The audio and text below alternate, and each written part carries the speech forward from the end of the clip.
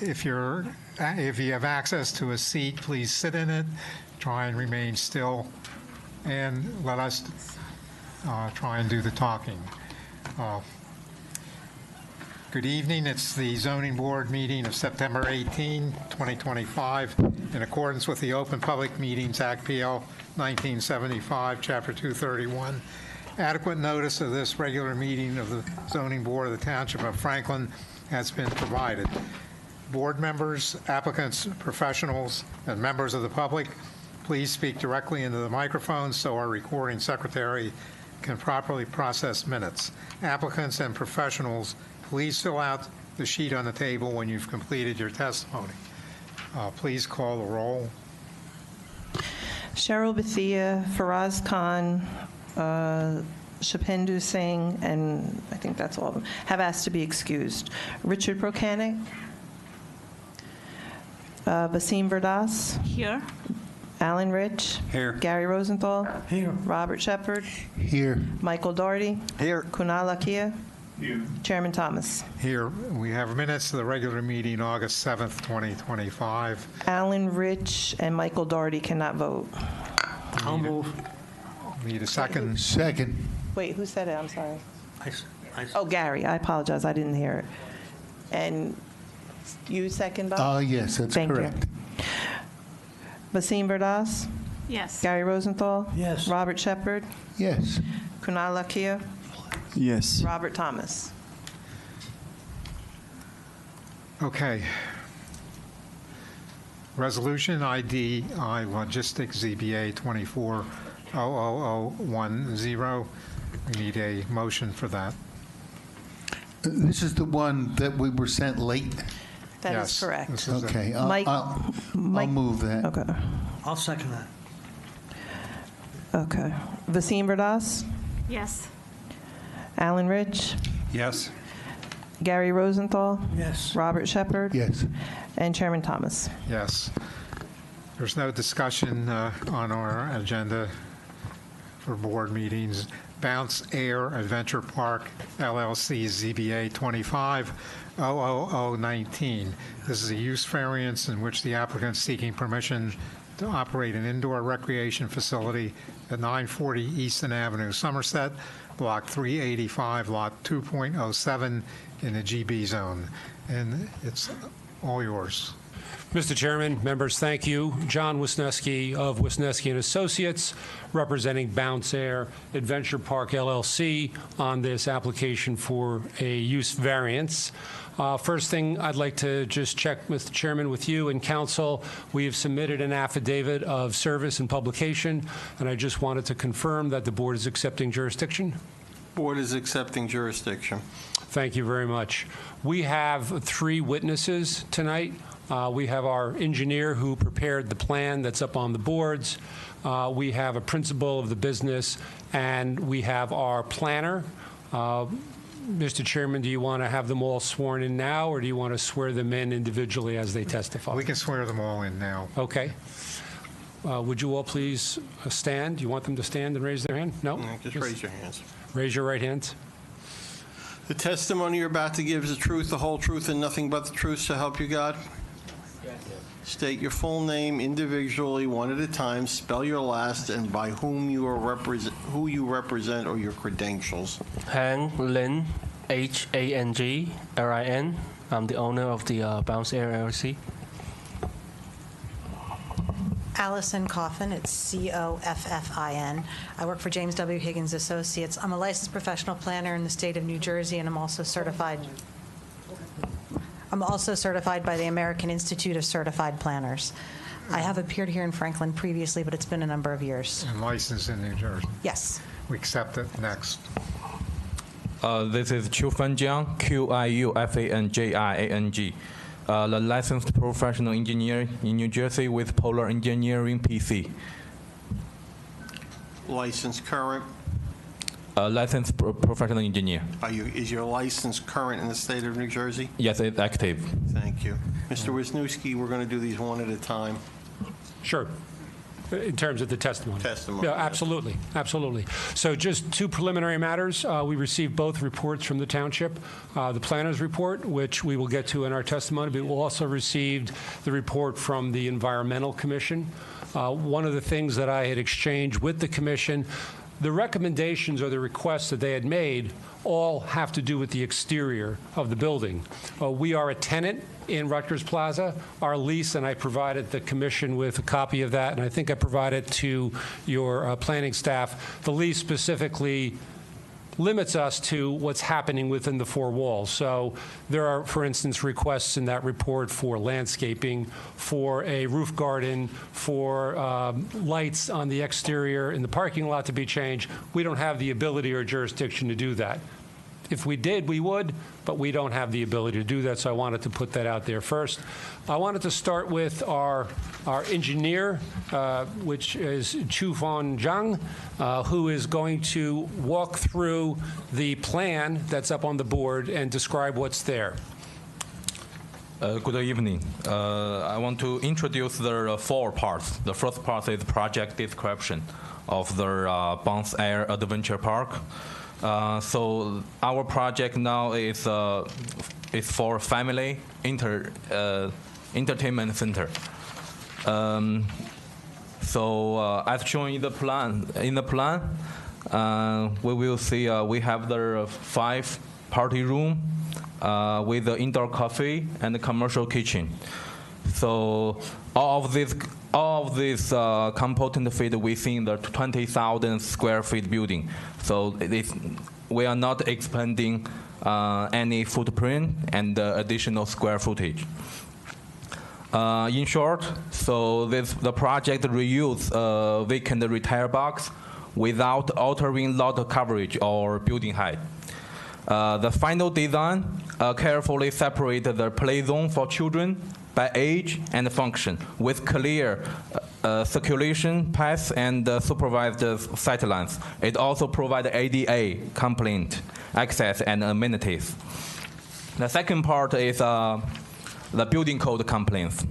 So we have the minimum 3 exits and the egress paths. The common egress paths are well within the allowable limits. The restroom and the accessory facility. So we have the 1 men restroom, 1 woman, and 2 unisex ADA compliant restroom. In addition, we have accessible roads are provided entire facility for each play area. The reception counter is shown the ADA height 34-inch minimum.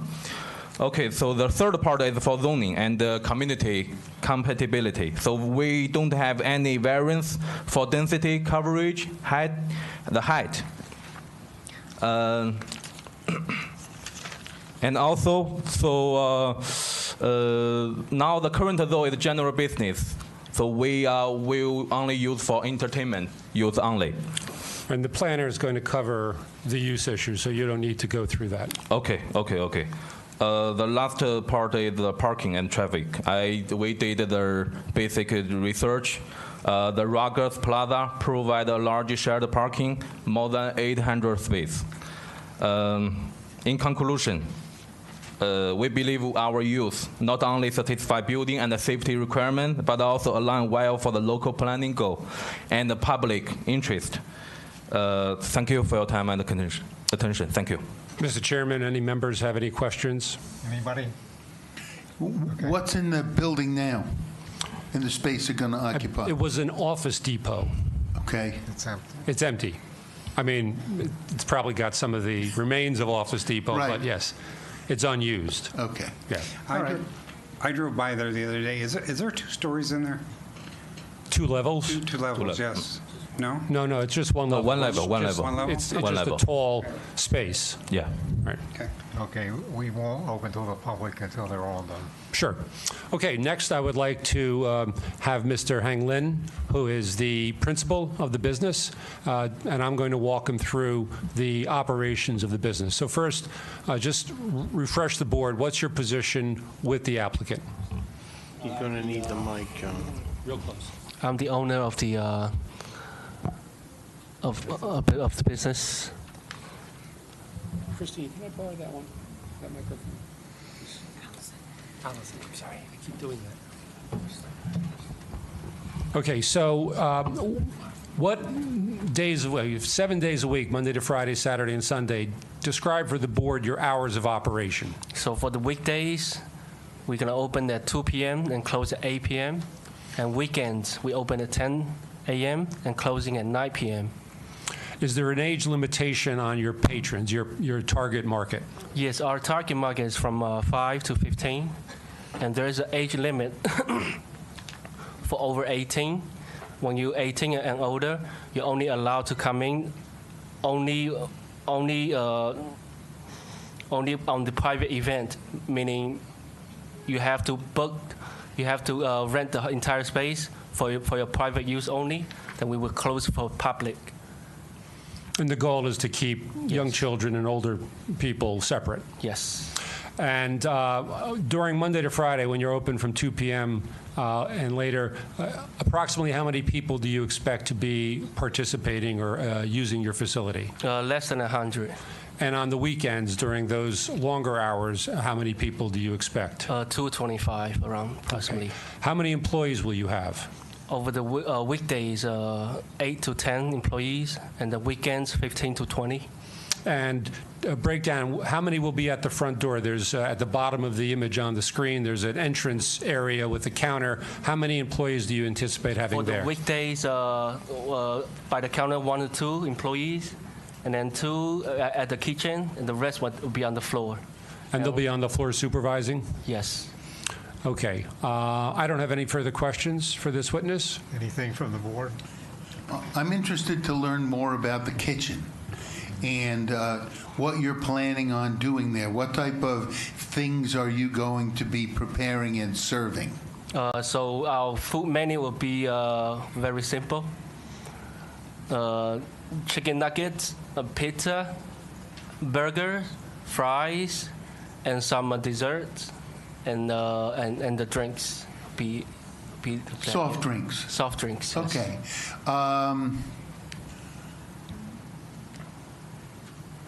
So do you have a kitchen in there now? No. Okay. So you're going to go through the town to get approval for a kitchen? Yes. Okay. That's good. Thanks. Okay. Anyone else? Can you go through the age limits again?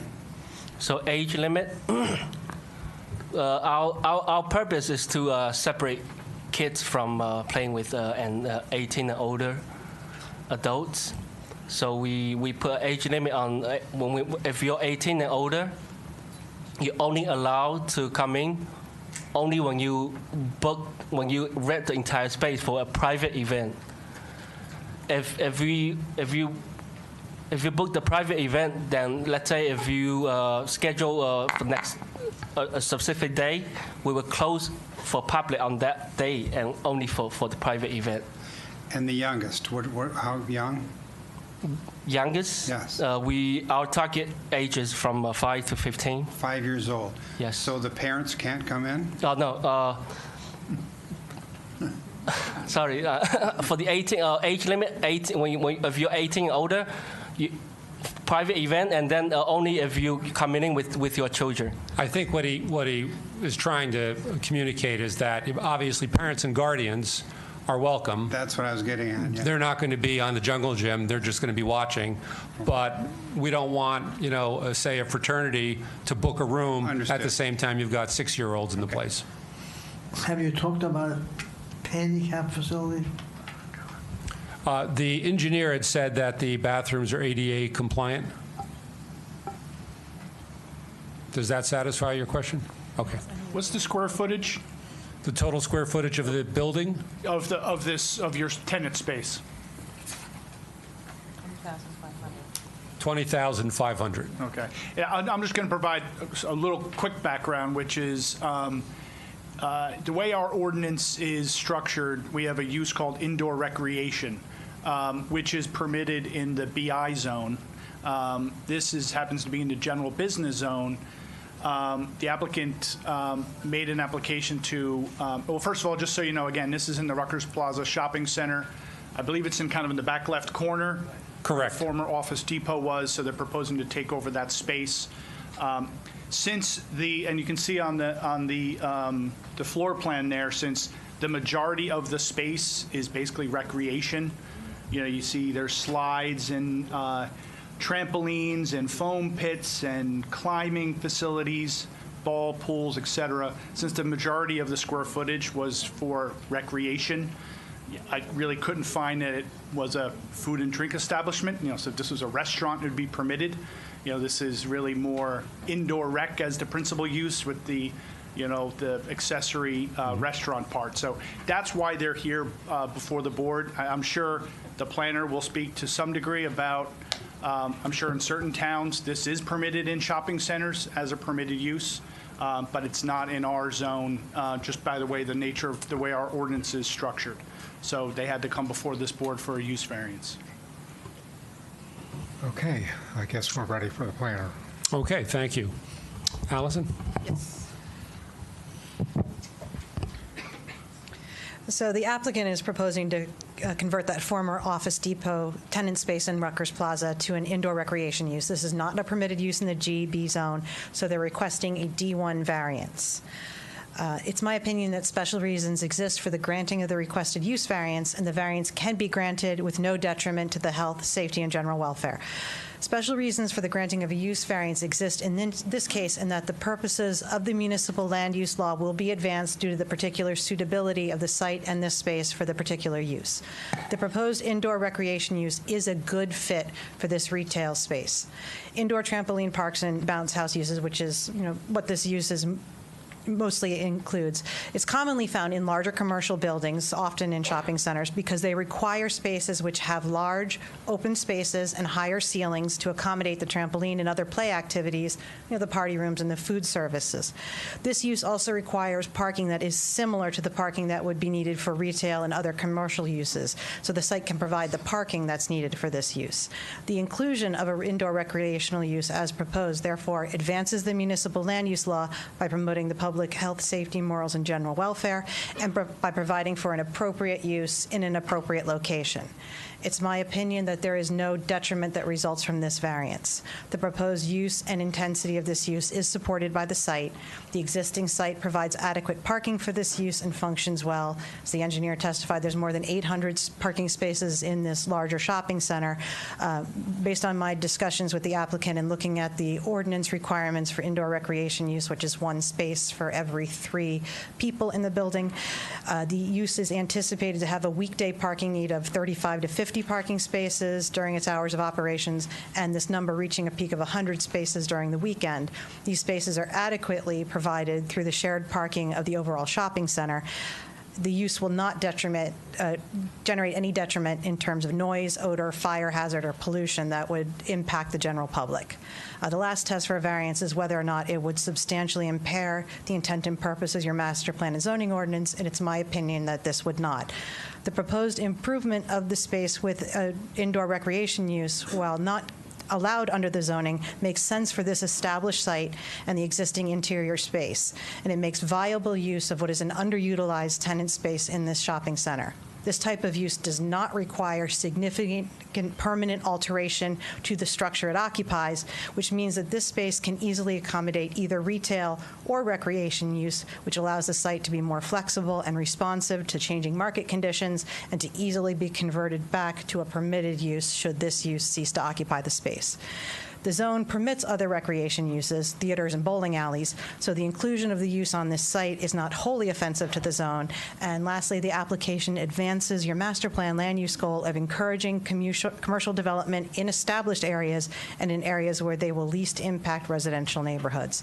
So for those reasons, it's my opinion that positive reasons do exist for the variance, that there's no significant negative impact, and it would not substantially harm your zoning ordinance or master plan. Mr. Chairman, any questions? Any questions, board? No. So I have a question.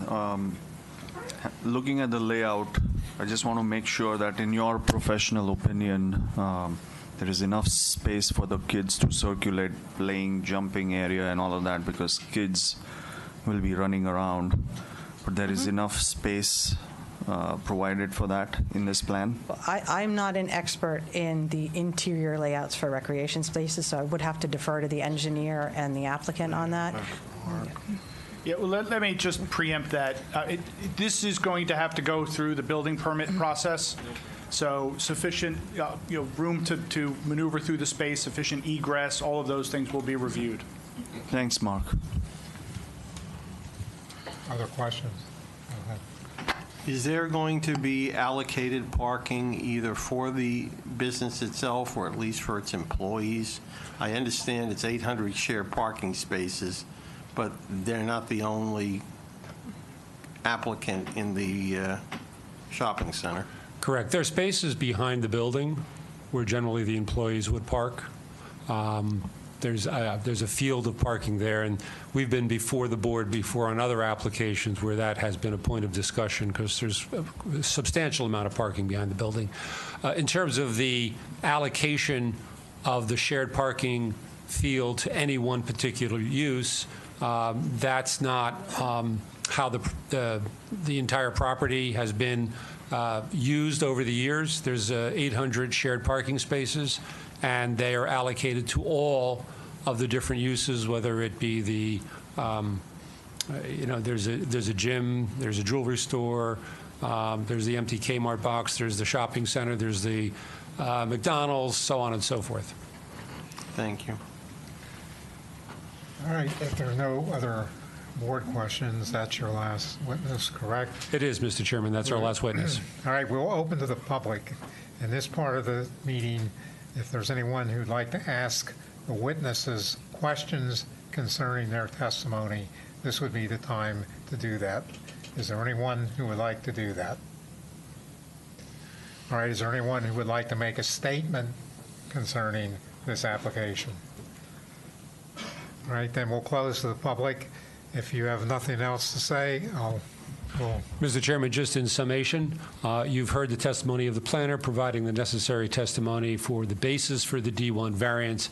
You've heard from the engineer discussing the layout and from the owner discussing the operations. And I would just conclusion note that in the municipal master plan re-examination in 2016, they needs analysis noticed a shortage of active recreation facilities. This will provide one more recreation facility for the municipality. With that, I urge the board to favorably support this. Okay. Anything from the board? Anyone have a question, a comment, or want to offer a motion? I'll offer a motion. I move that we grant Bounce Air Adventure Park, LLC, a use variance to allow them to construct an indoor recreational facility at 940 Easton Avenue, Somerset, Block 385, Lot 2.07 in the Zone GB. I'll second. Basim Verdas, Yes. Alan Rich, Yes. Gary Rosenthal, Yes. Robert Shepard, Yes. Michael Doherty, Yes. Kunal Lakia, Yes. Chairman Thomas. Yes, good luck with it. I think this is a nice use for Mr. the... Chairman, thank you. Members of the board, thank you for your support. Very We'll be excited. transitioning now to the next application. The first one will be the Ukrainian Orthodox Church of USA, CBA 25-00008, minor subdivision with a D2 variance in which the applicant is proposing to subdivide the existing lot into two new parcels at 135 Davidson Avenue in the B1 zone. And before we start this, we have some housekeeping items to clear up. And one thing I would like to mention right now, we're at the tipping point in terms of how many people that we are legally permitted to have in the room for a hearing. We can have every seat occupied. We can have one row of people around the perimeter of the room, basically against the wall, not too deep, one deep. We don't obviously want anyone standing in the aisle. They should remain free. And then I'm going to turn it over to our attorney to set a few ground rules. Thank you, Mr. Chairman. This is the first of 3 applications relative to the Ukrainian Orthodox Church. This is a subdivision application, and there will be another application, then there will be a 3rd application in regard to a proposed warehouse. Ladies and gentlemen, the Zoning Board of Adjustment, like any other land use board, is considered quasi-judicial in nature. One of the things that are not permitted in a court of law and aren't permitted here are signs of which the board can see. You can have them, but you cannot raise them above the level of where you are, and they should not be coming out during the application in order to influence the board. The board is sitting ostensibly as in a quasi-judicial capacity, i.e., they are supposed to make a decision based upon the testimony they hear, the evidence placed before them, and the issues raised by their own professionals. So we need to keep the demonstration of signs, flags, voices, etc. This matter is being taped. It is being recorded. Transcript may or may not occur. We will see what happens. The items before this board are the applications that are being brought this evening. Any issue that has been raised before any other board, body, or commission in this township is not in and of itself impactful upon the application. I know that some of you are going to want at a point in time later this evening to bring to the attention of the board other actions or lack thereof by other boards, bodies, and commissions in the township. To the extent they have bearing, we'll deal with it accordingly. To the extent that they have occurred and brings us to it, other boards, bodies, and commissions are advisory in nature. It is this board that will make the decision on each and every one of the applications. I would, again, as the chairman pointed out, if you're in the aisle, can you please find a spot out of the aisle? God forbid someone we need access. And again, please do not clap. Please do not yell out. Please do not speak when you are not authorized, as you sort of saw this evening, though it will be slightly different for each application tonight. A witness will be called, testimony will be given, the board will ask questions of the witness. At that point, individual members of the audience will be allowed to come up and speak at that podium to raise questions as to the individual who is testifying's testimony. It is not the time to raise issues about formalities, your concerns, or your unhappiness or happiness with the application. It is to question the witness. There will be a point in time at the end of each application where members of the public, as you saw earlier, will have the right to speak about the underlying application. They are being taken, ladies and gentlemen, one at a time. So we are not currently going to hear testimony on the warehouse. We're going to hear testimony on 0007, which is the subdivision application. Then we will hear the others. We may end up with some of the same witnesses, but we are going to endeavor to try to keep this as separate as possible for an obvious series of reasons, not the least of which is the board is being asked to make 3 different decisions, and the possibility that one or more of these decisions may be potentially contested down the road. Mr. Lanford. Good evening, Mr. Chairman. Peter Lanford appearing on behalf of the applicant. I understand the way you want to proceed with this matter. I do have a couple of witnesses that are basically overarching witnesses to all 3 applications. I don't think the board would want to hear the same testimony 3 times. So I would at least request that I present those witnesses as to the project. but they're going to have to be separated. They may not have to come up 3 times, but they're going to have to be clearly separated between which application is which, because each one of these applications is different. It's not one big, and you and I have lived through these, one big application. It's a series of applications. The testimony can be taken all at once, but the board's ultimately going to have to decide. It may end up breaking up some of this as it hears it, based on what their questions are and what the public has. And quite frankly, at the end of the day, we do need separate resolutions for each property, because I think it's in the best interest of both the board and the applicants that there are separate resolutions for the church and for the warehouse, as well as a separate resolution for the site plan, subdivision, I should say. Mr. Chairman, one other. Is there anyone here this evening who has been authorized to speak on behalf of a group of individuals here in the public, either as legal counsel or as a designated spokesperson? And I'm asking the question because if you are obtaining that status, that precludes other members of the public upon who you are representing from coming up and speaking either in a cross-examination situation or at the end of the application. If there is no one here representing a group of people, we will move on.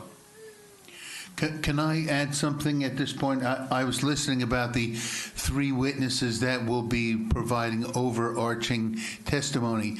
My concern is that after they provide their testimony, there may be issues that come up later which will require additional information from them.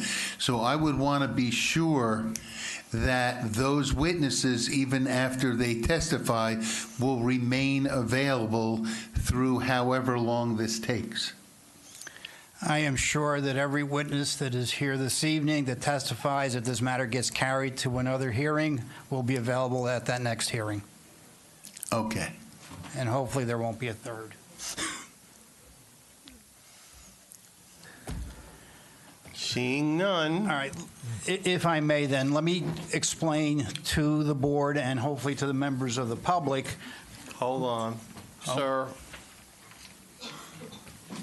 And you're going to need to state your name in full, spell your last name. Thank you. Alexander Taran, Mr. Chairman, good evening. Dear board, good evening. May I respectfully raise procedural questions before the testimony begins? Can we have his name, address, and is he an attorney or? I speak on behalf of myself as member of the public. My name is Alexander Taran. Then the answer, sir, is no, not at this point. Okay. Thank you. Thank you. Okay. Thank you, Mr. Chairman. As you pointed out earlier, we are here tonight to present testimony on 3 separate applications. There is an application before this board to subdivide the parcel of land that is currently owned by the church, which consists of 32 acres. That subdivision that we are seeking approval for is to create a 14.9 acre parcel which will be retained by the church, and a 17.7 acre parcel which will be used for the construction of the warehouse. The subdivision is a conforming subdivision. It meets all of the requirements of the zoning ordinance. It is an as-of-right subdivision. We are also seeking 2 use variances. One use variance, for the warehouse. Warehouses, as the board probably knows, the sordid history of this, were permitted uses in the BI zone. They were then removed from the BI zone. Before this hearing may conclude, they may be back in the BI zone. But as we are sitting here tonight, warehouses are not a permitted use in